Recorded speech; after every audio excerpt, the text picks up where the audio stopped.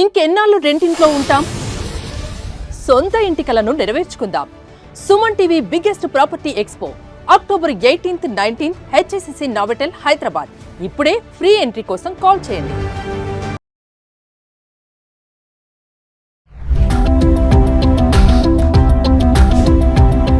నమస్తే, welcome back to Suman TV. ఈ రోజుల్లో బంగారంపై రుణాలు తీసుకునే వారి సంఖ్య సామాన్యుల్లో బాగానే పెరిగిపోతుంది. రోజు రోజుకు బంగారం ధర పెరుగుతుండటంతో దీంతో లోన్ తీసుకునే వారి సంఖ్య కూడా పెరుగుతూనే ఉంది. మరి ఇతర లోన్లతో పాటు పోలిస్తే బంగారం పైన లోన్ తీసుకుంటే వడ్డీ రేటు తగ్గుతుందని నిపుణులు చెప్తున్నారు. దీనిపైన మరింత సమాచారం అందించడానికి అనలిస్ట్ మందల కృష్ణారెడ్డి గారు ఉన్నారు. సుమన్ టీవీ ప్రేక్షకులకు నమస్కారం. గోల్డ్ లోన్ తీసుకుంటున్నారా? అయితే ఒకసారి పూర్తి వివరాలు మీరు తెలుసుకోండి. ఇప్పుడు అనేక రకాలుగా మార్కెట్లో అనేక రకాల లోన్స్ ఉన్నప్పటికీ అతి తక్కువ వడ్డీ రేటుకు లభించేటువంటి లోన్ ఏదైతే ఉందో అది గోల్డ్ లోన్ మాత్రమే. Compare to any other loan కంపల్సరిగా ఇంతకన్నా తక్కువగా ఈ లోన్ మనకు దొరకదు. రెండోది, రోజు రోజుకి బంగారం రేటు విపరీతంగా పెరిగిపోతుంది కాబట్టి ఈ లోన్లు తీసుకునే వాళ్ళ సంఖ్య కూడా పెరుగుతోంది. ఒక రకంగా గత సంవత్సరానికి ఈ సంవత్సరానికి మనం పోల్చినట్టయితే 26% గోల్డ్ లోన్ తీసుకునే వాళ్ళ సంఖ్య పెరిగింది. ఇది పెరుగుదలను సూచిస్తోంది.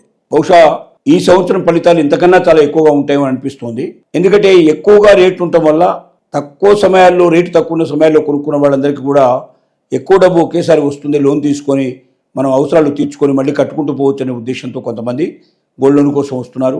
కొంతమంది ఇప్పుడు దాన్ని బయట అమ్మేదానికన్నా లోనుగా తీసుకుంటే మళ్ళీ ఎప్పుడో ఒకసారి మనం దాన్ని కట్టేసి వెనక్కి తీసుకోవచ్చు, ఇంకా రేటు పెరుగుతుంది బాగా, అది మనకు ఒక పెద్ద అసెట్ కింద మారుతుందనే ఉద్దేశంతో కొంతమంది పనిచేస్తున్నారు. కానీ విచిత్రం ఏంటంటే గోల్డ్ లోన్ గతంలో తీసుకున్న వాళ్ళలో 30% మంది డబ్బులు తిరిగి చెల్లించకుండా ఎగవేతకు పాల్పడ్డారు. ఇది చాలా కష్టమైన విషయం. అంటే అనొచ్చు మీరు, మన దగ్గర గోల్డ్ ఉంది కదా అమ్మేయచ్చు కదని. ఆ అమ్మకానికి కూడా పెద్ద ప్రాసెస్ ఉంటుంది. దానికి నోటీసులు జారీ చేయాల్సి ఉంటుంది, వేలంపాట వేయాల్సి ఉంటుంది, ఆ ఆక్షన్లో పాడి వచ్చిన డబ్బు తీసుకోవాల్సి ఉంటుంది. ఇదంతా చేయాలంటే చాలా టైం పడుతుంది. దీంట్లో ఒక్కోసారి లాభపడవచ్చు, ఒకసారి నష్టపడే అవకాశాలు ఉన్నాయి. రకరకాలుగా జరుగుతుంది. దీనికే ఇప్పుడు బ్యాంకులు ఏం నిర్ణయించాయంటే ప్రతి నెల వడ్డీ వసూలు చేయాలని డిసైడ్ చేసుకున్నాయి. అంటే ఇంతకుముందు సంవత్సరానికి ఒకసారో లేదా మొత్తం టోటల్గా గోల్డ్ లోన్ అంతా తిరిగి చెల్లించినప్పుడు వడ్డీతో సహా తీసుకునేవి. అలా చేయడం వల్ల ఏమవుతుందంటే సంవత్సరం, 2 సంవత్సరాలు, 3 సంవత్సరాలు వదిలిన తర్వాత ఎప్పుడో వాడి దగ్గర డబ్బులు తీసుకుంటే ఆ డబ్బులు ఇవ్వలేని పరిస్థితిలో ఉండి చాలామంది అసలు డబ్బులు, వడ్డీ డబ్బులు కూడా మొత్తం ఎగ్గొట్టి వెళ్ళిపోతున్నారు.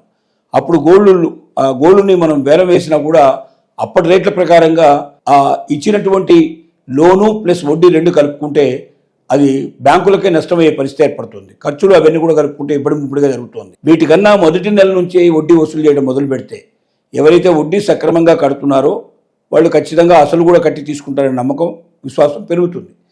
అలా కాకుండా వారు మొదట్లోనే మంత్లీ ఇచ్చేటువంటి వడ్డీనే ఎగ్గొట్టడం మొదలుపెట్టారంటే వాళ్ళని అనుమానించి వాళ్ళ దగ్గర నుంచి మొత్తం రికవర్ చేసి వాళ్ళ గోల్డ్ వాళ్ళకి ఇచ్చేసి మా లోన్ మొత్తం అమౌంట్ మాకు కట్టండి అని చెప్పి కూడా డిమాండ్ చేయడానికి అవకాశాలు ఉంటాయి. ఇది ఒక మంచి అవకాశం బ్యాంకులకి. రెండోది, రిజర్వ్ బ్యాంక్ ఆఫ్ ఇండియా చేసిన కొత్త నిర్ణయాల ప్రకారంగా ఇంతకుముందు గతంలో 2-3 సంవత్సరాల వరకు కూడా ఎంత కావాలంటే అంత లోన్ తీసుకున్న తర్వాత బంగారాన్ని విడిపించుకోకపోయినా ఇబ్బంది లేకుండా ఉండేది. దానివల్ల ఏంటంటే చాలామంది ఈ దేశం విడిచిపెట్టి వేరే దేశానికి వెళ్ళిన వాళ్ళు కానీ లేకపోతే చనిపోయిన వాళ్ళు కానీ ఇలాంటి వాళ్ళు ఎవరు కూడా దాన్ని తీసుకోవడానికి ముందుకు వచ్చేవాళ్ళు కారు. దానివల్ల కొన్నిసార్లు బ్యాంకులకు లాభాలు వచ్చాయి, కొన్నిసార్లు నష్టాలు కూడా జరిగాయి. అలా కాకుండా ఇప్పుడు ఏం చేస్తున్నారంటే సంవత్సరానికి ఒక్కసారి మొత్తం డబ్బులు కట్టేసి బ్యాంకులో ఉన్నటువంటి మొత్తం బంగారం బయటికి తీసుకొని మళ్ళీ కావాలంటే కొత్తగా డిపాజిట్ చేసి మళ్ళీ కొత్తగా లోన్ తీసుకోవచ్చు.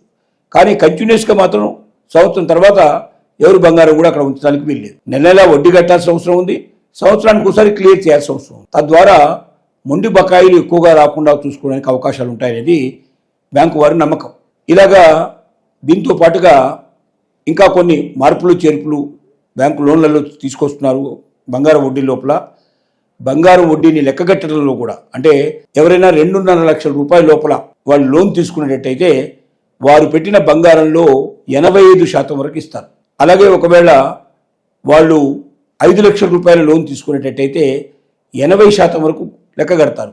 ఆ గోల్డ్ లోపల 80% వాల్యూ అమౌంట్ ఇచ్చేస్తారు. ఇక 70 వాళ్ళు అంతకన్నా ఎక్కువ 5 లక్షల కన్నా ఎక్కువ డబ్బు తీసుకున్నట్టయితే 75% మాత్రమే ఇస్తారు. ఎందుకంటే ఎక్కువ మొత్తంలో తీసుకుంటే కట్టకపోతే చాలా ఇబ్బందులు వస్తాయి. కాబట్టి తక్కువ పర్సెంటేజ్ వాళ్ళకి ఇచ్చినట్టయితే, అంటే 100 రూపాయలకి ఉండే గోల్డ్ పెడితే రూపాయలు ఇస్తారు. ఆ 25 రూపాయలు ఉన్నట్టయితే రేపు పొద్దున వాళ్ళు కట్టలేకపోయినా వేలం వేసి తమ డబ్బు తాను రికవర్ చేసుకొని నష్టం లేకుండా బ్యాంకు బయటపడుతుందన్న నమ్మకంతో తీసుకున్న నిర్ణయం ఇది. కాబట్టి ఇలాంటి అన్ని నిర్ణయాల వల్ల గోల్డ్ లోన్ తీసుకున్న వాళ్ళు మరింత ఎక్కువగా లాభదాయకంగా ఉండేటట్టుగా వారి విద్యుక్త ధర్మాన్ని మర్చిపోకుండా ప్రతి నెలా వడ్డీ చెల్లించే పద్ధతి, సంవత్సరానికి ఒకసారి దాని మొత్తం అమౌంట్ పెట్టించి మళ్ళీ తీసుకొని తిరిగి అవసరమైతే మళ్ళీ రెండోసారి బ్యాంకులో పెట్టి మళ్ళీ దానికి వాళ్ళు లోన్ తీసుకునే పాజిబిలిటీ ఏర్పాటు చేయడం, వాళ్ళకు 85% వరకు 2.5 లక్షల లోపల ఇవ్వడం, 80% వరకు 5 లక్షల లోపల ఇవ్వడం, దాటిన వాళ్ళకు 75% ఇవ్వడం, ఇలాంటి అనేక రకాలైనటువంటి మరి ఏవైతే నిబంధనలు విధించారో బ్యాంకుల వాళ్ళు గోల్డ్ లోన్లో అక్రమాలు అనుచితాలు జరగకుండా ఉండాలనే ఉద్దేశంతో చేస్తున్న పని ఇది. ఎందుకంటే గోల్డ్ ఒక్కోసారి ఎప్పుడు ఎంత పెరుగుతుందో ఎంత తగ్గుతుందో ఎవరు చెప్పలేరు. ఇప్పుడైతే బాగా పెరుగుతోంది, కానీ ఇది ఎన్నాళ్ళు ఉంటుంది? ఒకవేళ తగ్గితే రేపు పొద్దున పరిస్థితి ఏమిటి? ఒకవేళ అనూహ్యంగా తగ్గింది, అప్పుడు వీళ్ళకి ఇంత వడ్డీ ఇచ్చిన తర్వాత అది బాగా తగ్గితే ఆ వడ్డీకి వచ్చిన డబ్బులు మొత్తం మనుషులకు ఉండేటువంటి ఆలోచన ఏంటంటే తమ కట్టాల్సిన దానికన్నా తమ గోల్డ్ డబ్బులు ఎక్కువ వస్తాయి దాంట్లో అనే ఆశ ఉంటే డబ్బు కట్టి తీసుకుంటారు. లేకపోతే తమ కట్టిన డబ్బు కన్నా తక్కువ వస్తుంది అనుకున్నప్పుడు కట్టడానికి సిద్ధపడరు, అలా ఎగవసే ప్రయత్నం చేస్తారు. కాబట్టి చాలా జాగ్రత్తగా మూవ్ చేసుకొని బ్యాంకులకు నష్టం రాకుండా, వినియోగదారులకు కూడా నష్టం లేకుండా ఉభయకుష లోపల ఉండేటట్టుగా ప్రయత్నాలు జరుగుతున్నాయి.